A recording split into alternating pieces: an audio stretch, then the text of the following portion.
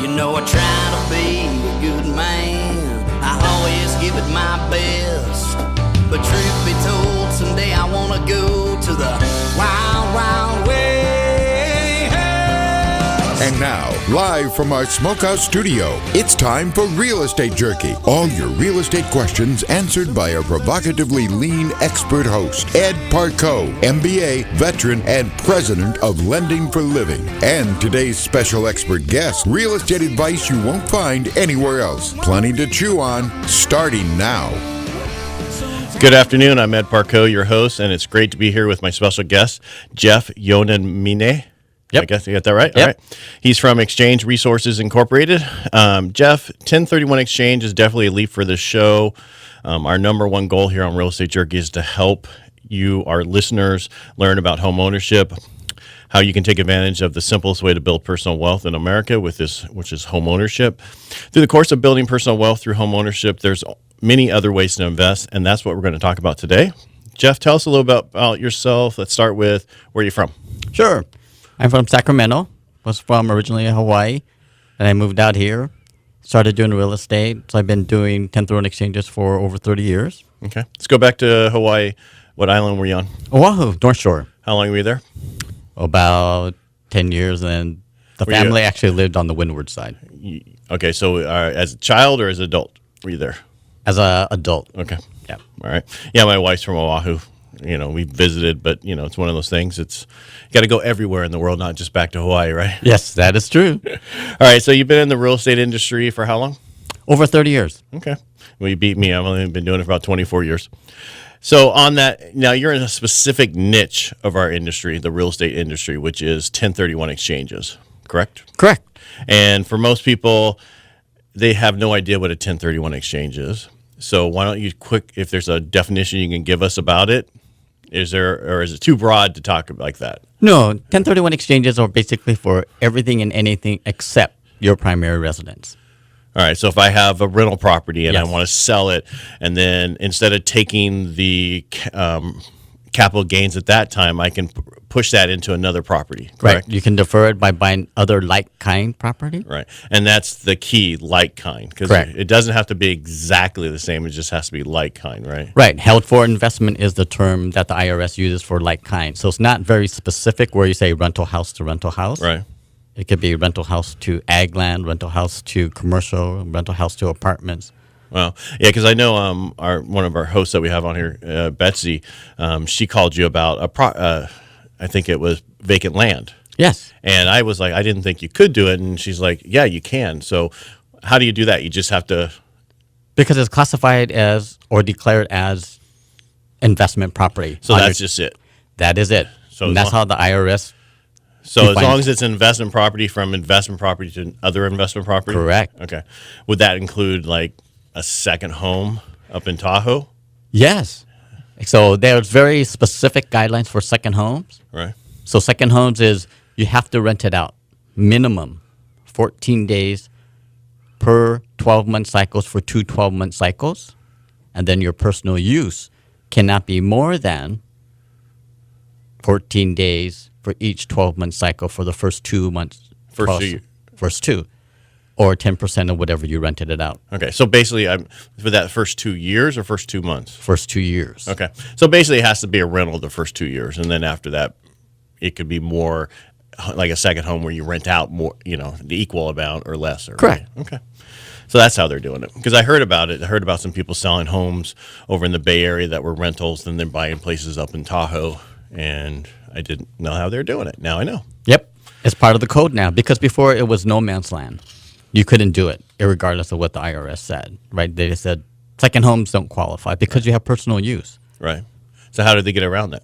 IRS came out with guidelines because too many people were challenging them with that. So they said, hey, as long as you do this classify it as an investment property first, right, and you hold it for that 2-year period, and each year you rented it out for that minimum amount, and you don't use it more than the 14 days, then we'll let your exchange go through. So let me go back to that. So the minimum amount of time that they have to rent it out in the first 2 years, each year is 14 days. all right. So basically, so that means then they rent it for 14 days. It has to stay vacant for the rest of the time, and then they can use it for 14 days, basically, or it could be fully rented. Exactly. Right. So they could fully rent it for 2 years, and then all of a sudden turn it into just the second home with the Airbnb kind of stuff. Yes. Correct. I think I'm gonna that's gonna help a lot of people I know that didn't know about that before today, because there's a lot of people who want to do that and they didn't know they could do that. Yes. Right. Okay, so let's go back. I think I got some. Is there anything you want to put out there? Oh, it says here that you love outdoor sports. Yes. So do a lot of hiking, do a lot of river rafting, American River. Where have you hike? Where you normally hike? Is it long distance, short distance? Short distance. Okay. Any particular place you like better than others? No, we just go High Sierras, Lake Tahoe area. Okay. It's a very nice area to go hiking. Listeners like to know who they're listening to. That's why I'm asking these personal questions. A lot of people don't want to get personal, but you got to let our listeners know who you are. Sure. So they trust you. All right, so I have a few questions that I was given from one of our co-hosts, and let's see if I have.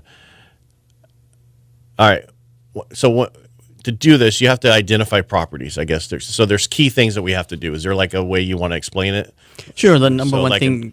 Go through the standard, how you do it. Standard thing. What's the benefit of doing a 1031 exchange? And it's for investment properties.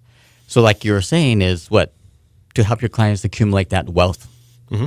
One of the ways that people accumulate wealth is through 1031 exchanges on their investment properties. Instead of just selling the rental property and then paying the tax and buying another rental property, you can opt to do a 1031 exchange by using the tax money that you would have had to pay to buy more property. Right. So the IRS says whatever you sell for, the value, you want to buy something equal to or more to defer the capital gains tax into the new investment property.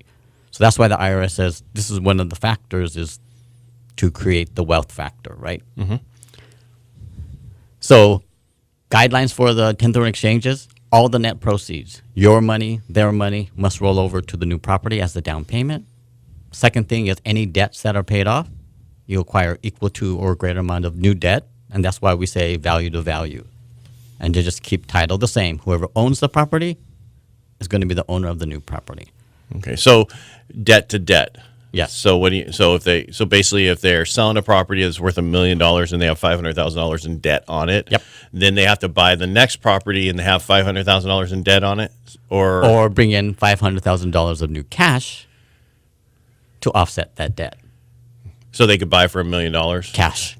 Okay. So if they sold their house for $1.5 million and have $500,000, it's still same thing. They'd have to offset that. That's why it goes on value, right? Okay. So whatever you sell for, it's $1 million. You're looking to buy $1 million or more. Gotcha. And so basically, the big thing here is if you're going to go through this process, you want to find somebody like yourself so that you can help them through the process. Yes. Because I know most real estate agents are not don't understand this very well. And it's because it's such a niche, and you shouldn't. If you're not a niche person in this industry on that, you should not be telling people how to do this. You need to find the expert and have them explain it to their clients. Correct. And we always work with their CPAs and attorneys regarding the 1031 exchanges because even them, they're still looking for that specific question or answer for the tax code. And then we just basically guide them through the guidelines. Okay. So you want to sell your property and you want to buy another property. So before you sell your property, is there anything you have to do? Yes, you got to set up the exchange account. Okay. So once you go into escrow, you must do your disclosure, telling escrow that this is going to be a 1031 exchange.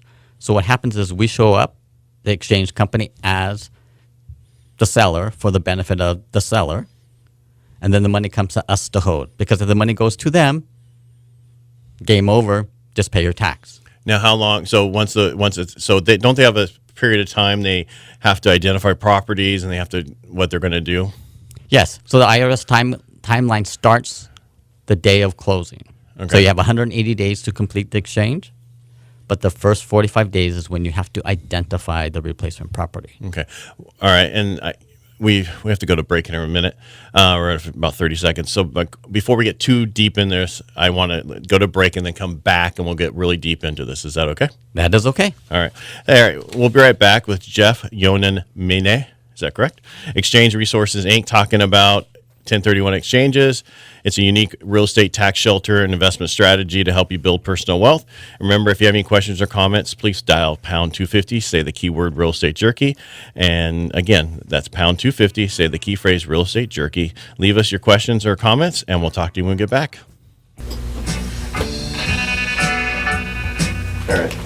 All right, so I want to break down. One of the things I want to do is I want to go from the beginning through the process for people. Okay. While we're talking, so that they understand and stay on try to keep it that way, so we're not going all over and coming back and we haven't explained the process. So right now we'll come back and say we identified. All right, so it's in escrow now, and we have 45 days to identify. Yeah. Nothing.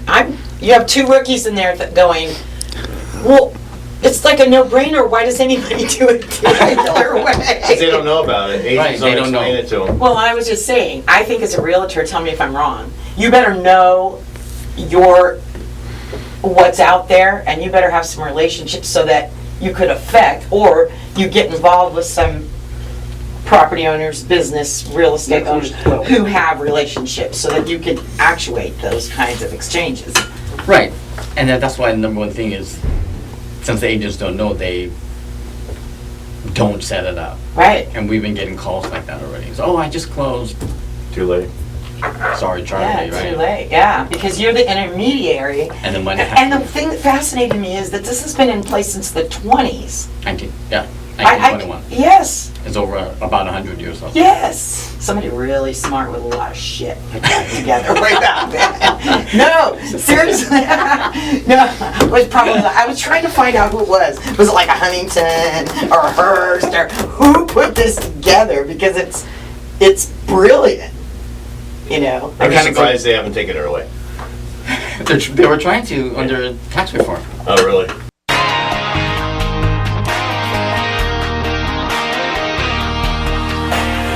Real Estate Jerky is back on Power Talk 1360. Chew on that. We're back. I'm Ed Parcaut, your host and mortgage advisor with Lending for Living, and I'm here with my guest, Jeff Yonamine, Exchange Resources Incorporated. Jeff, why do you think 1031 exchange is such a foreign concept for most agents? A lot of agents don't deal with investors, with investment properties, so they're not aware of the 1031 exchange. A lot of agents just deal with primary residence. Right. Now, this is a very new program, right? Well, let me tell you, it's been around since 1921, so it's almost 100 years old.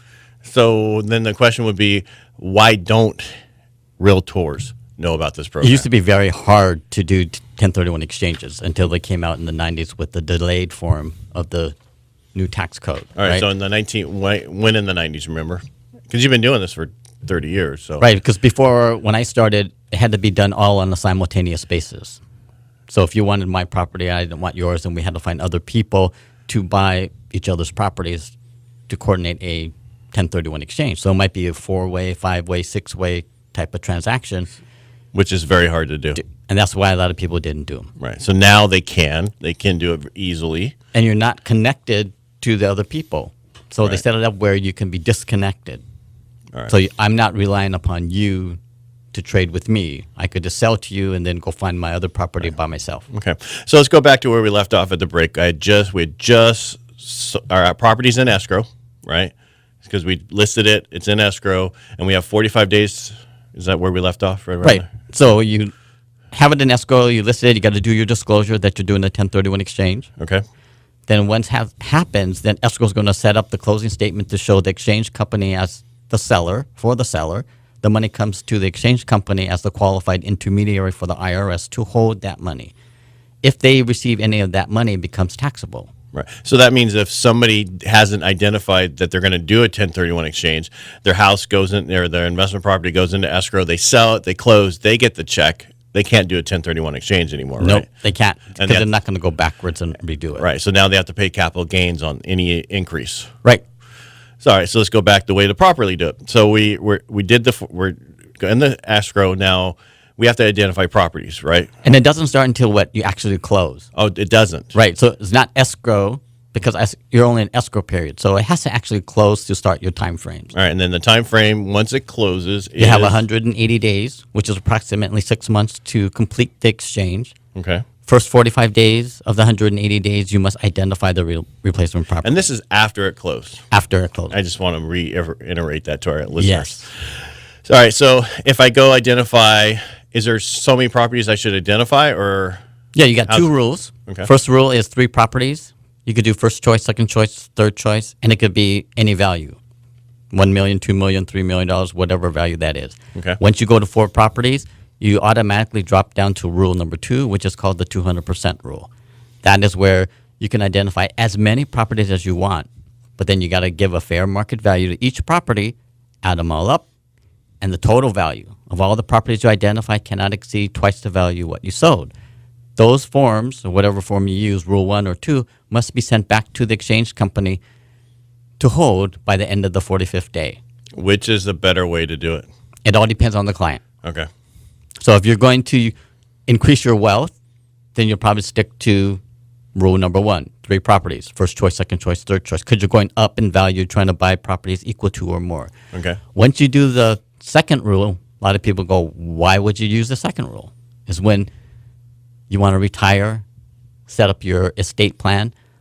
A lot of retirees are using the second rule to what? Diversify their portfolio to their kids. Okay. So if you have 4 kids, you're selling a commercial building or ag property, the kids don't want it. So you do a 10th exchange and you diversify. And you can identify 8 properties for twice the value what you sold. And you could actually, and you're only going to buy for what the value, so Exactly. what the value of you sold. Sold. All right. So if I sold for $1 million and I got $500,000 cash, right? Because I paid off $500,000. So I'm going to take that $500,000 that I have in your exchange company, and I'm going to buy another property. Yes. And so that I have to buy. Is there a value that I have to buy? You're looking at approximately $1 million. So whatever you sold for, the next one has to be that. Because the rules are what? All the net proceeds and whatever loans are paid off equal to or greater amount of new debt on the property. So that's why it's value to value. Right. So if I sold this property and I want to go buy another property, but it ends up being $1.5 million. You're good because you went up in value. Okay. So as long as you're going more than that, you just still have to have the same amount in debt. Is that what I'm hearing? Or am I hearing Right. that Or wrong? more. Or more. Okay. Gotcha. No less. But if you buy less than the $1 million sales price, let's say you buy for $900,000, then just the $100,000 is taxable. Right. So it doesn't disqualify the exchange where a lot of people say, oh, my exchange is disqualified. That's not so. It just means that part of it is going to be taxable. Right. You have capital gains on the $100,000. Right. And then that, again, talk to your CPA because it might not make a big difference with your situation. And you should always talk to your CPA or a tax professional in order to get the yay or the nay whether or not to do the exchange. Right. Now, do a lot of CPAs totally know about this exchange? No, it all depends on who your CPA is, right? Right. If they've been working with you, you have to make them aware that you're going to do a 1030 exchange. That's the number one thing because you might have some other losses that can offset the gain, which will basically, the 1030 exchange will be not necessary. Right. Now, Jeff, why don't you give out a phone number for your company so that people can get a hold of you during this process? Because I know our listeners, there's somebody out there going, I need you. Sure. To reach me directly on my cell is area code 916-612-1031, or you could call the corporate headquarters directly at toll-free 877-799-1031. 1031 and all that. Yep. All right, so we've identified the property. So we're in the first 45 days. Identified 3 properties. Yes. Okay, so where do we go from there? So then you have to start Purchasing them. them and then get the contracts accepted and go forward on it. right. You will always say work with your local lender to make sure that if you have debt that needs to be replaced, you get that going too. Just like a pre-approval on any type of property, you want to do the same thing. Right. So you have that flow. So when you make that offer, it's a little bit stronger than just saying, "Oh yeah, we're doing a 1030 exchange," right? Because a lot of people don't understand you're doing a 1030. Right, and there's no cost to the other party either. Right. What happens if you identify 3 properties and you can't purchase any of those 3? You can change your mind only if you're within the first 45 days. So you cancel those 3s and you add a new list of 3. Right. Once you send the list in on the 45th day, that's engraved in stone. So then if you don't buy those 3, then you have to pay capital gains. Exactly. So basically, so definitely identify the 3 that you really want. Right. Or you have to be very strategic, right? So Right. if that 45-day window is only 6 weekends. So you really have to be aggressive in your offers to make sure that this is the one that you want and this is the one you want to go forward with. So you could change your mind within the 45 days. But once that hits, you're stuck without those properties. All right. So then if you go with the other rule, the 200% rule, right, and you identify 4 to 6 4 or properties. more, right? And so that allows you to have, even if you buy just 1 or 2 of those and it's greater, you're fine, but it gives you more chances not to fall out. How often do people not get the 3 in the 45-day period? Well, right now In we're this not seeing market? that because the market is moving so fast. We have a lot of short 1031 exchanges, less than 45 days. Oh, really? Yes, so they're actually going into escrow while they're in escrow on the property they're selling. Okay. So you could do that too. Yeah, that was one of my questions on here. What's the timeline normally on a 1031 exchange? In And besides not your rules, but on average, you're seeing that they close. in this market right now, Yeah. we're seeing them short, less than 45 days. Okay. Now, things are changing. There's more people looking for properties. I'm going to talk residential real quick. Looking for residential properties, less on the market. Last I looked, we only had 1.8 months of residential. The commercial side isn't there yet, right? There's more commercial right now than there is people looking. Correct? Am I right? Correct. Okay. So they have more chances right now, but eventually that's going to change in another couple of years. Right. From what I'm seeing in the market. At that point, it'll be much harder to do this because you have less properties to identify, I think, more or less properties people want to sell. So the strategy now is a lot of people don't know that you could do it backwards. You could do something called a reverse exchange. Instead of selling first and then buying, you can buy first and then sell. More expensive to do it backwards, but you're getting the property that you're targeting. So you could wait. Okay, I'm pretty smart here and you just lost me. So let's try that over. Okay, Slow so you down. could do it backwards, right? So you could buy the So you're property. buying say a property now or 2 properties now, right? Is that what you're saying? No, to say you have a property that you want to list, you want to sell. Right.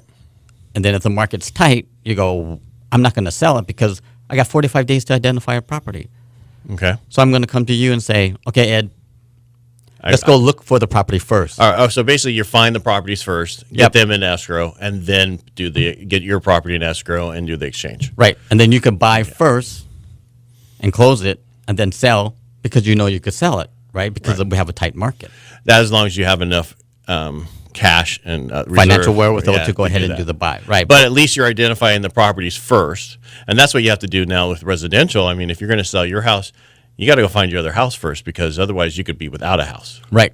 So What's the other alternative when you're trying to do a residential 1031 exchange is to what? Go to new home construction because they're farther out. They'll go ahead and take your contract because why? We're not going to finish that production until 4 or 5 months down the road. Are the builders doing non-owner? Yes, they are. Oh, okay. Because a lot of them, I heard weren't, but A percentage, right? They only want a percentage of there. So you just have to ask each development, can I do a 1031 exchange? Right. All right, and we're going to go to another break, and then when we get back, I want to go from where we just left off, and we'll come back to that. Okay. Sure. All right, as a veteran myself, I think it's important to support members of our military. We always honor veterans during the show. If you are a vet and you have a business and you could use some free advertising, please message us through Facebook or Twitter. You also can call us pound 250, say the key phrase Real Estate Jerky, and we'll take it from there. I'm going to throw this out there. You don't have to answer. Hey, Jeff, do you know any business owners that are vets? You can bring us back to us when we come back from the break. All right, thanks, Jeff. Sorry. Nope. It's just one of those things thrown on the spot. Actually, there's a lot more than you know. You can just say, yeah, you, Ed. Anyway. Okay. You should have told me. I didn't know, she changes this up all the time, and it was on there, so. How we doing there? Looking good, looking good. I don't know how to explain to you. That goes on our YouTube channel. Yeah, that's what he is. All right. We just finished doing it reverse, where you identify the properties first and then sell your house, right? Right, so you can do it backwards. Okay. So that gives That's a strategy, but it's more expensive. Right. It's like 10 times the amount. It's like $7,000 to do it backwards as opposed to doing Really? it. Because We have to hold the property. Oh, So once we hold it, IRS says we're the taxpayer. So we got to file a tax return for if it's 1 day or the 180 days. really? So That's why everything, the liability kicks in, the E&O kicks in, the fidelity bond kicks in. All right, so we have 12 more minutes, right? Really 11 on this next segment. We have 2 more segments. Okay. Goes by fast, Yeah. doesn't it? Yeah. I like Saturdays live, but it's just we've had trouble with the producer on Saturday, so we have to come in on Wednesday. Oh, yeah. So that's why we're here today. That's why I dress in golf attire, like I'm not working that day. That's okay, that's fine. So, because it's supposed to be Saturday, but you're good. All right, so let's see here. How long we already did that? How long does it take? Do you have any questions that most people ask you? Is there anything you? Well, I think we discussed it, what is like kind, right? Right. Well, let's go back to that because I don't think people understand what that like. We'll go back over like kind again, and then questions: how to get the money to the escrow company? That's just a wire, right? Yep. Oh, they even had a reverse exchange on here. Look at that, Betsy. You're really good. All right, which real estate is not eligible for Section 1031? We already Primary residence. Yeah, we already went over that, right? You know what I'll do is I'm going to read a couple questions, make sure we answered them, and then we'll go to one, that kind of stuff. That work for you? Yep. Just thinking about anything else.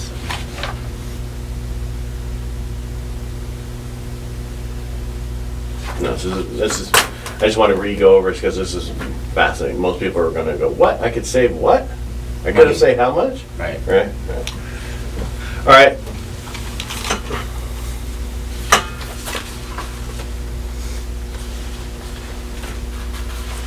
And am I saying that right? Yonamine.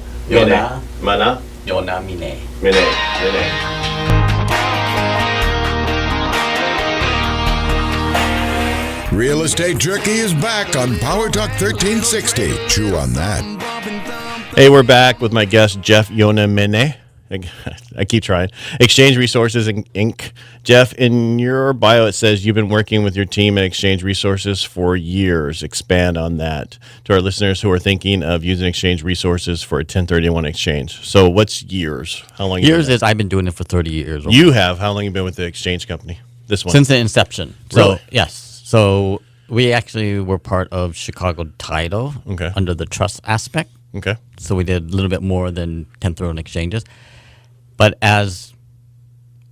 when the two title companies merged, we weren't part of the merger.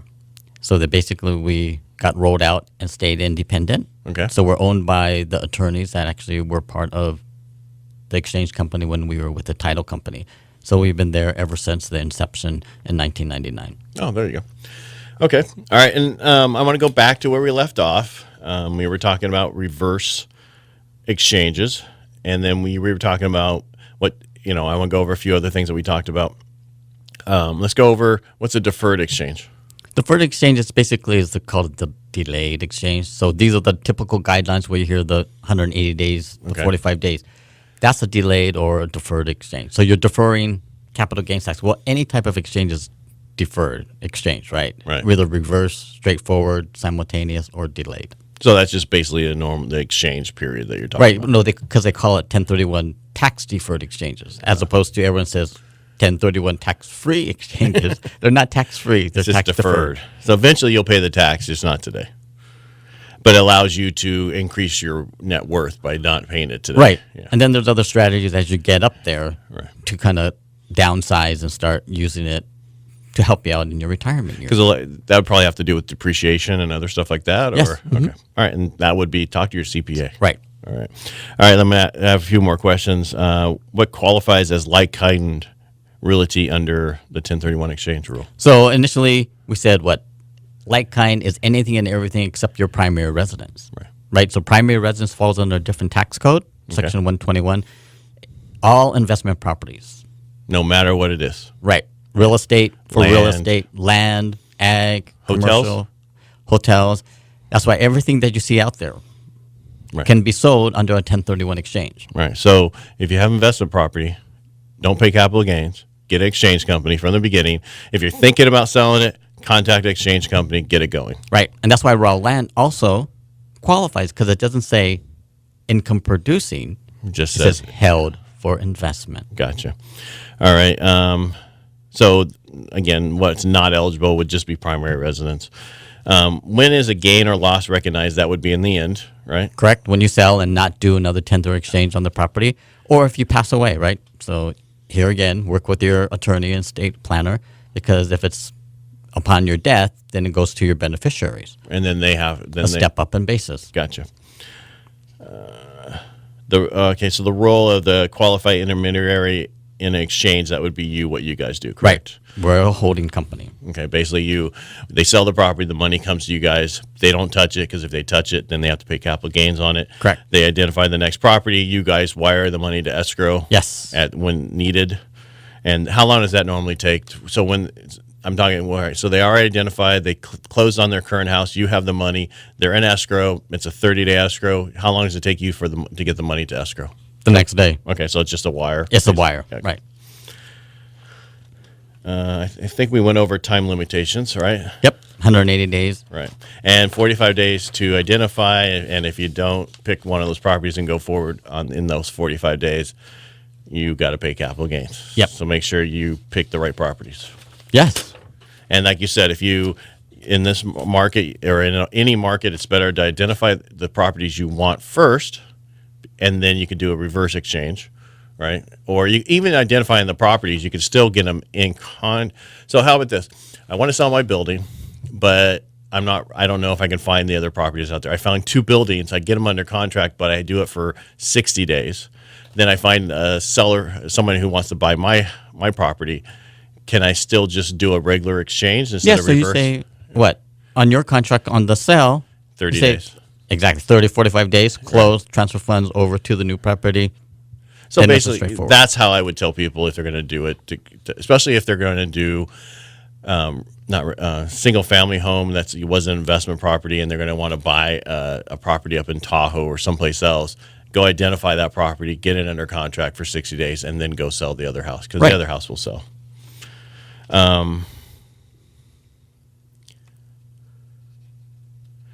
Can a real estate dealer take advantage of a Section 31 exchange? No. So basically, real estate dealers are considered flip properties or developers, right? Right. So that's why developers cannot do 1031 exchanges, because their properties or production homes are held for inventory for resale. That's why when everyone says to us, hey, I'm going to do a flip, I'm going to do a 1031 exchange, we say, you can't, because that's a inventory property. It's being redone or rehabbed for resale. It's not being held for investment. So you never rented it out. You're not holding it for a long time. That's why a lot of people go, well, what's the holding period? There's nothing in the code that says how long. It's always your intent to hold this property. So if you're going in to rehab it and resell, that's your intent. Right. But if you go in it and then you decide to rehab it and then say, I want to keep this one and rent it out. Right. And then you keep that one in your portfolio, and then you flip other ones and whatever. Oh, I want to keep this one. You can put some of the ones you flipped into this, but you have to keep them for renting them. Exactly. And that's your intent, and that's what's in your head at the time that you're buying it. Right. So that's why they're going to always ask you, right? Right. That's why the flip properties are high risk as opposed to properties that are going to be held for investment. All right. Question, someone said, what are built to suit and rehab to suit exchanges? So those are called construction exchanges or build to suit exchanges, where you can actually do the improvements during the exchange process. It's a very advanced type of exchange. But we must hold title again to those properties that they're going to rehab while the exchange is happening within the 180-day period. So you identify the rehab property and the construction that you're going to be doing for the rehab. Right. So that built to suit could be a new home. Is that what No, that's totally something. It could, well, yes, it could be a brand new home that you're doing, Okay. but it has to be a investment property that you're going to be doing, hopefully to rent out. Well, I mean, with the built. Oh, so this is if you're building it or if you're rehabbing it yourself. Correct. Okay. So the new construction ones from the production home guys, those are just like regular 1031 exchange, Okay. because they're not going to give it to you until they actually get the certificate of occupancy. Right. Correct. What is a reverse stalker exchange? That's the reverse exchange we just talked about a little bit well, earlier. it just had an extra word there. Oh. all these questions they gave us to ask. All right, so what am I missing? So we have a lot of interesting 1031 exchanges popping up now where it's a duplex. Okay. The owner lives in one and rents out the other to pay the mortgage for his property. Very unique strategy for millennials and other investors that want to start out. It's one of the things I tell people. If you're single and you're trying to buy your first property, let's find you a duplex, triplex, or a fourplex. Right. And so what happens is you get both going at the same time, right? Primary residence, and you also get an investment going. So when they sell the duplex, what do they take? Is it primary residence or is it investment? It's actually both. So we split it. If it's 50-50, then 50% of the property is primary residence. They get that tax-free as long as they live there 2 out of the past 5 years as a primary residence. And the other portion, 50% of the sales price, we do a 1031 exchange. And now they start building their portfolio. So if they want to sell the fourplex there and now and then buy something bigger later, they can. But all right, so the personal part of it, so the 1 unit, let's say. Yep. That's so you whatever the value of the property is, you split into by 4, and basically that's whatever, and the capital gain. I mean, the increase in value, you do it by each unit. Is that correct? Right. Let's say you had a fourplex, you're selling it for $400,000. So each unit door is going to be $100,000. Right. So when they sell, he lives in one, the other 3 are rented. $100,000 automatically off the sales price goes to them. The other $300,000 we have to do the 1031 exchange, or they pay the capital gains tax on the $300,000. So they could do an exchange for $300,000. And I don't think people realize that when they are living in a fourplex and they go to sell it, that they have to pay capital gains on those other 3 units. Exactly. It's just like we do a lot of ag properties where the farmer actually lives on the property. Right. And we do the same thing. Because most farmers live on their property unless it's a huge, Right. And they've been there for over 5 years. So 2 out of the past 5 years, they're going to get their exclusion on that portion. Right. And then the rest of it, they do a 1031 exchange. Wow. You can get really unique on these things and, specific on, because I'm still going back to that fourplex because I know some people that I help get into fourplexes because that's what I say that's the best thing to do because, buy that first because you don't have a family yet and you don't have kids, right? So if you're married, still do it. And then when you get, and you want to start having kids and get your own, then you go and buy that other place. So they could actually, this is going to be really, a lot of good information here that our listeners can use and actually a lot of my clients can use. So and a lot of times too, they come to us, they say, well, I have a duplex that's not performing. I got a single family residence that owner occupant I live in. What do I do? We said, do a 1031 exchange from the duplex to a fiveplex, right? Right. Then they ask you, what, can I live in the fiveplex? Yeah. Yeah. Take one of the units as long as the 2 unit is equal to, right, in value to the other 4 units. And then what do? Sell the primary, move them over. So he has the fiveplex, self-managed, and is paying for the mortgage. Wow. That's amazing. So, all right. So if I have a fourplex, I want to buy a fiveplex or 7 or 10. But the difference is once you go over 4, it is no longer people try to get a residential loan It's on commercial it. You loan. have to get a commercial loan, which that 5 to 9 period unit thing is really harder to get a loan on than if it was 12 units or greater. That's what I've found. I'm not saying not to do it, but could you go buy 2 fourplexes? Yes. That's what you do then. Exactly. So that you can split it up. So if you want Right, smaller units, sell this one and go buy 2 more fourplexes and Or live in triplexes. one of them. Because you Yes. can't live in 2 of them, right? yes. All right, hey, we're going to go out to a break. When we get back, we'll pick it up from right where we left off. Hey, thank you for listening to Real Estate Jerky. We'll be right back after this break to talk to some more about the 1031 exchange as a tax shelter and more with my guest, Jeff. Remember, you can listen to any of our shows through our podcast at iHeartMedia.com, iTunes, or Google Play. You can also on Stitcher and Spotify, and we'll talk to you when we get back.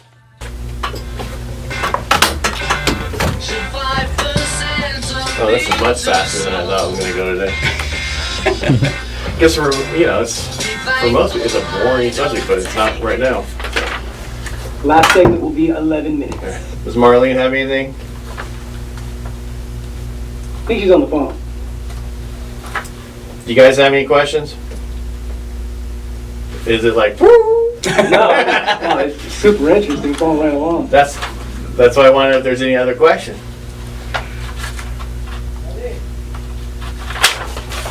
All right. You want to go over LLCs or anything? If they Title. So let's go over who the party can be. We didn't say that. We didn't say it could be a company. We didn't say it was a corporation, whether individual. We didn't go over that part of it, right? So we'll come. So remember that.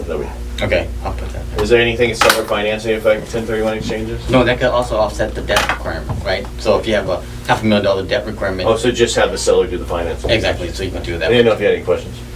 I don't. You had a pretty long list of stuff. I know, but and a lot of them we've already answered, so I'm not like trying to go again. But it's been going pretty fast.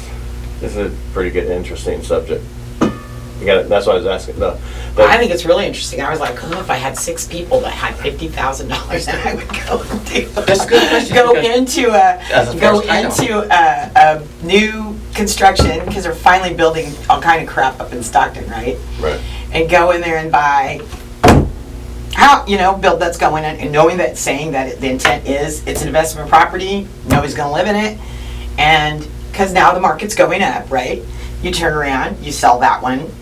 Yeah, but you could actually, you could buy it as a primary resident loan and then change your mind, your intent. You can't do it fraudly, but say you go in there and you live there for 6 months and you're like, I can't live here anymore, and you turn it into investment property. Yeah. Now you can do the 1031 exchange from there forward. Yep. Yeah, but I was just thinking of it I know, I'm just saying. as the market's, because it's going up. Right. Well, actually, we saw CoreLogic put out a report Yeah. that says 10%. The top 10 in California. Modesto was 4 or Number 5, 4. going up 10% this year. Wow. Yeah. Yeah. Already? Chico was number 1, Bakersfield. there was Oh, not- you know what? Because Paradise, they're all Yeah, going exactly. over to pick up Yep. the properties. Yeah, Exactly. It's this one right here. Oh, sorry. Oh. I just saw it. That came out today. Thank you. I'm not even going to get into any of my stuff. I'm going to bring that up, though. That's about it. Can you put that on the website? Yeah. Or not website? Absolutely. Facebook page for Saturday? Absolutely. In Twitter. Yes. Yeah. Check that out. Yeah. So, and I was looking at the new construction pricing. Well, Stockton is inexpensive compared to everywhere else. Right. Correct. Yes. That's exactly. I mean, you can find, because it's just they have more properties. Modesto has nothing. Right. No new, no right. nothing. Because they're not even building yet. No, because they haven't even thought about it. No. No. And there's one of the things that this one right here, this is potential future buyers. So we're Right. we're here. This is the next 3, all that coming. That's why they're saying till 2028. It's going to be. We're not going to see a slowdown. I like it. Yeah. You do if you have a house. If you don't, you're not going to like it. Don't have to have a house. You just have to have a brain. Or you just get people who have a house that you're in do the seller carry. All right, we're ready. Okay. Thank you. You said 12, right? 11, sir. 10, right? No, sir, that would be 11, sir.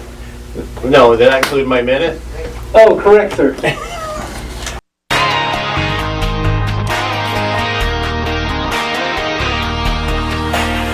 Leaving the bull behind. It's Real Estate Jerky. This is Ed Parcaut, mortgage advisor at Lending for Living, and we're back talking about 1031 exchanges with my expert guest, Joan. Hello, where'd I get that at? Hey. Jeff Yonamine. Is that right? Joan. Joan. Exchange Resources, Inc. So, Jeff, are there trends in real estate that investors are looking for in a 1031 exchange? Yes, always on the appreciation cycle. So, as you know, in the last downturn, a lot of the investors came up, picked up a lot of the properties at a discounted price. So basically, they're holding, right? A lot of them held that property. So now it's investment property. Right. So when the trend starts to move up, then they start to get active and start selling those properties and start exchanging them for what? Better properties, multiple units, and they start moving up the investment ladder from rental homes to units to retail to commercial. And this is where you start having that wealth factor kick in.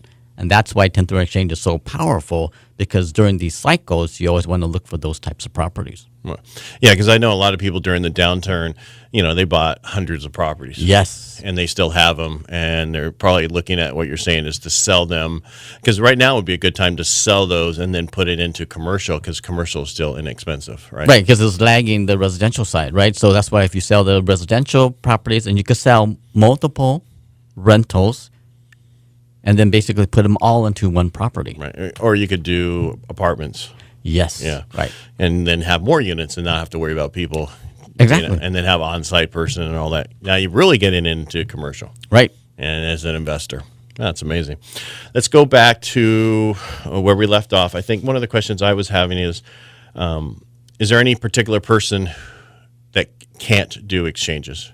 Only the primary residence owner, right? So it could be individual, it could be the living trust, it could be your own LLC could do it. Businesses, entity, anybody that holds property in the United States can do it. Can do it to it. Because it just has the 1031 just has to do with the tax code. Yes. For investment property. Right. Not for as an individual, but for anybody. Foreigners have to make sure they get their ITIN numbers because escrow's not going to close without it. Correct. So when they have a foreign status, they got to be aware of the FIRPTA and the closing requirements for that. And so for people who are not in my industry, knowing what FIRPTA is, what is it? It's the foreign investment tax for property that's being held by foreign people. Right. They want to collect it, right? They want to collect the taxes up front just in case they don't file the tax returns. Right. I just want to make sure everybody knew what you're talking about. All right. Did I miss anything we should go back over? No, you always want to make sure that when you're doing investment pools, you could do it as a group, like an LLC, a partnership, or something of that nature.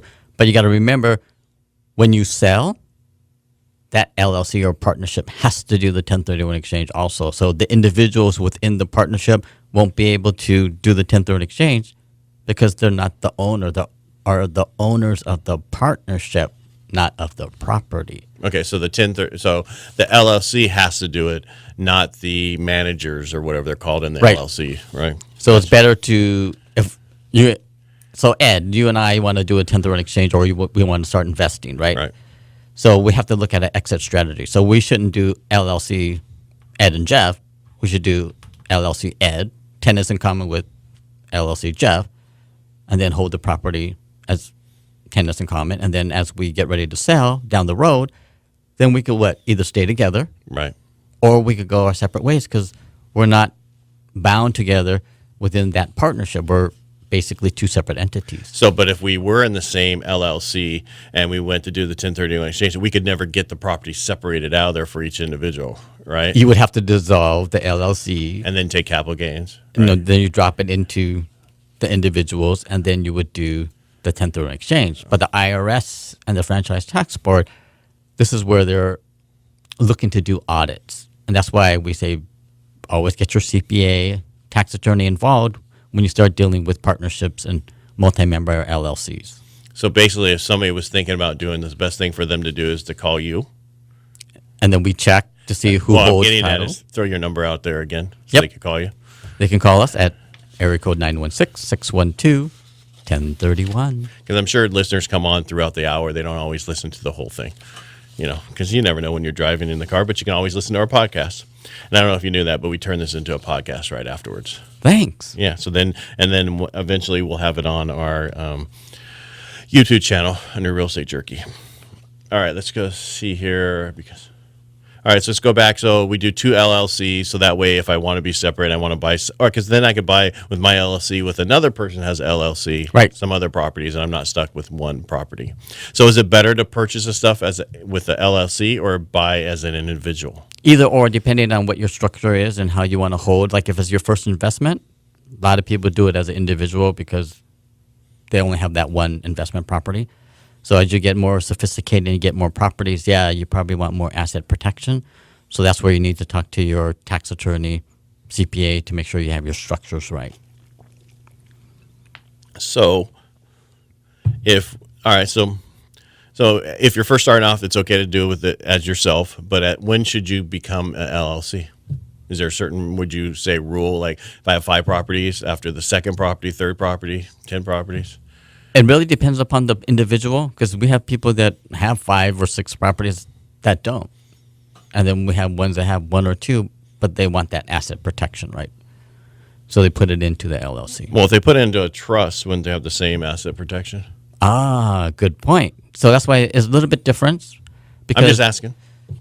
Basically, the LLC gives you that corporate umbrella, right? That structure for corporate. So that's why you always got to check with your CPA and attorney to make sure you get the right structure. The The living trust is for what? More probate purposes, right? So if you, in the event something happens to you, your assets are going to be transferred to your heirs. But under the LLC, that's not the case, right? But you can't. So under an LLC, and then probably you don't know, but you can change managers or who owns the LLC pretty easily, right? Right. So it just the properties could be with the LLC, and then other people. So you could sell your shares of the LLC to somebody else, right? I'm just wondering what if so say somebody did get an LLC together with another partner, but they wanted to get out of it again. The best way to do that is to dissolve the LLC, is what you're talking about, and then you could get into being audited, right? Right. I just want to be crystal clear on what I'm remembering. Because a lot of people say, well, I'm going to sell a rental house as an individual, and then I'm going to join Ed's LLC because he owns an apartment complex. That's not, you can't do a 1031 exchange like that. I would have to own part of your apartment complex from the value that I sold my rental house. Right.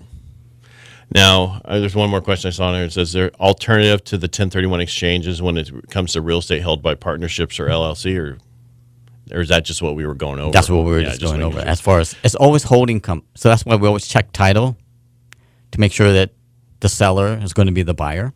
Okay. And if you don't agree with members of your LLC and partnerships on the disposition of a property, what happens? You just got, it's basically you just got to go back to your structure and look for the membership and look for a majority to maybe overrule something, because we have no control over that. Right. Now, let's go to, I'm buying this property. I can't get anybody to finance me. If I use seller financing, is that a good or bad thing? Yes, that's actually excellent, because the seller financing will offset any debt requirement, but it will also alleviate you from qualifying for a conventional loan. Right. And then you could, if you don't have as much to put down, you could put less down. Like if you still have your $500,000 you have to put down, it only end up being 10% or 20%. Then it could still purchase it when some places want 30%. Yes, right. 40, or depending on your situation. All right, so we got about a minute left before I do my spiel about leaving and all that stuff. Is there anything you want to go back over so that? Yeah, I'm going to talk about the benefits. Okay. Remember, the number one benefit is always to create wealth using 1031 exchanges as for investment properties. Then also, there's a lot of different ones, right? You could increase cash flow by diversifying your portfolio, going from one door and buying a fourplex and you got 4 doors. So now you just increase your cash flow. Right. You could also consolidate, right? Sell those 4 properties and buy a commercial building. Or 4 more. Exactly. Or else you could you could diversify, right? You could sell 1, buy 4, or vice versa. You must have seen a lot of people who've gone from single family homes and grown their portfolio into commercial and other stuff over the years that you've been doing this, right? You're going from I'm a small investor to a huge investor. Correct. Right. And he's also probably seen the other way during the downturn. Right. Right. Yeah. But that's why, strategy is number one key, and using your benefits to help grow your wealth is the number one issue. Jeff, thank you for being here. Thank you, Ed. Appreciate it. All right. Thank you.